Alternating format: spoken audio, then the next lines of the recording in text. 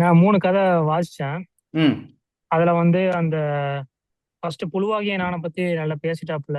ம் ஸோ எனக்கு வந்து தெய்வங்கள் முன்னோர்களும் குமாரண்ணன் சொன்ன மாதிரி அந்த கதை எழுதப்பட்ட விதம் இருக்குதுல்ல, அது நான் லீனியரா கதையெல்லாம் எழுதியிருப்பாங்க.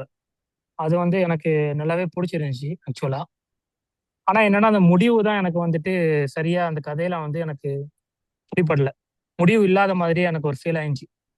ஆஹ் ஆனா நான் வந்து இப்போ பேச நினைக்கிறது வந்துட்டு இன்னொரு கதை அனுப்பியிருந்தீங்கல்ல, அதுல வந்துட்டு இறந்தவர் வந்துட்டு தொலைபேசியில் அழைத்தது அந்த இது இறந்தவனின் அலைபேசியிலிருந்து வரும் அழைப்பு. ம் ம் ம் இறந்தவனின் ஆமா அலைபேசியிலிருந்து வரும் அழைப்பு. ஆமா இது வந்துட்டு நான் வந்து ஆசிரியர், உண்மையை சொல்ல போனா ஜென்யூனா ஆசிரியர் பேர் எதுலையுமே வாசிக்கல. எனக்கு தெரிஞ்சு மூணுமே ஒரே ஆசிரியரா இருக்கும்னு நினைக்கிறேன். ஏன்னா எல்லாத்துலயுமே வந்துட்டு நேம் ஒரே மாதிரி இருந்துச்சு, ஜானகி ஜானகினே வருது. ஸோ அதனால மேபி அதனால குறுக்கிடுறதுக்கு சொன்னேன். மன்னிக்கணும் கலைஞன். ஓகே இது ஒரே ஆசிரியர் தான், சிவகுமார் கணேசன். அவர் எழுதிய சிறுகதைகளை மட்டும்தான் இன்னைக்கு எடுத்து கொடுத்தேன். ஒரே ஆசிரியர் தான். ஓகே ஓகே ஏன்னா வந்து அதோட நேம் பாத்தீங்கன்னா சேம் நேமே வந்து ஒவ்வொரு கதையிலும் ரிப்பீட் ஆகிற மாதிரி இருக்கும்.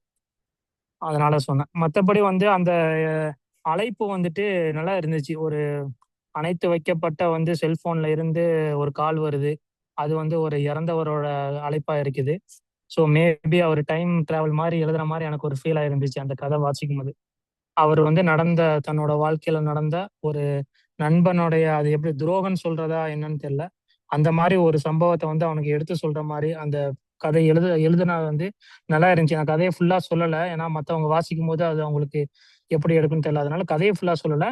ஆனா இவர் எழுதின 3 கதைகளுமே வந்துட்டு எழுதப்பட்ட விதம்ங்கிற அது வந்து கரெக்டா இருந்துச்சு. சில எழுத்தாளர்கள்லாம் பாத்தீங்கன்னா நேரா எழுதியிருப்பாங்க அந்த சம்பவங்கள், அந்த கதைகளை. பட் இவர் வந்து நான் லீனியரா கொண்டு போனதா இருக்கட்டும், ஒரு அந்த வாசிக்கும் போதே நல்லா இருந்துச்சு. ஸோ 4வது கதை நான் வாசிக்கல. பட் இருந்தாலும் எனக்கு சொல்ல தோணுது என்னன்னா, அந்த தெய்வங்களும் கைவிட்டது அந்த கதையில வந்து ஒரு முடிவா எனக்கு முடிவு தெரியல. அதே மாதிரி இந்த இறந்தவர இ- இறந்தவரின் அலைபேசியிலிருந்து வந்த அழைப்பு அந்த கதையிலயும் வந்துட்டு கடைசியில முடியும் போது வந்துட்டு ஒரு எண்டிங் மட்டும் எனக்கு சரியா ரெண்டுலயுமே வந்து அவ்வளவா எனக்கு மனசு தாக்கத்தை உண்டு பண்ணல. அதுபடிதான் சொல்ல முடியும். ஆனா மத்தபடி உள்ள இருக்கிற கதைகள் அழகா சொல்லியிருந்தாப்புல.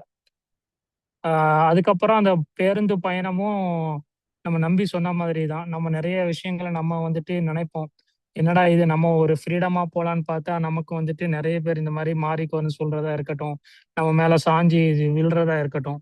ஸோ இதெல்லாம் மற்றவங்க நமக்கு பண்ணும்போது வந்துட்டு அது ரொம்பவே வந்து நமக்கு அன்ஈஸியா ஃபீல் ஆகுது. அதே இது நம்ம இன்னொருத்தவங்க அவங்க மேல படுறது, அவங்களுக்கு வந்துட்டு சிலவங்களுக்கு அந்த கடைசியில முடியும் போது அந்த முதியவர் சொல்றதுதான், தம்பி நான் இறங்க வேண்டிய இடம் வந்துட்டு. ஸோ அப்போ கூட அவர் அன்ஈஸியா எடுத்துக்க மாட்டாரு. ஸோ இதே மாதிரி தான் மக்கள் வந்துட்டு எல்லாருமே சாதாரண ஒரு இதைத்தான் பாக்குறாங்க தவிர, நம்ம தான் வந்துட்டு ரொம்பவே யோசிச்சு இந்த மாதிரி நம்ம எடுத்துக்கிறோமோன்னு தோணுது. ஆனா எல்லாருமே மக்கள் சகஜமா தான், நண்பர்களா தான் அந்த உலகத்துல அன்பா தான் பகிர்ந்துட்டு இருக்கிறாங்க. ஸோ இதுதான் நான் அந்த 3லயும் படிச்ச ஒரு கலவையா நான் சொல்ல தோணுச்சு இந்த மீட்டிங்ல. இதுதான் சொல்ல தோணுச்சு தவிர, நான் கதையை வந்து முழுசா விவரிச்சு இப்படி பேசணும்னு எனக்கு இந்த வாட்டி தோணல. ஏன்னா அந்த வாசிச்ச கதை எனக்கு அவ்வளவு தாக்கத்தை எதுவுமே எனக்கு தரல.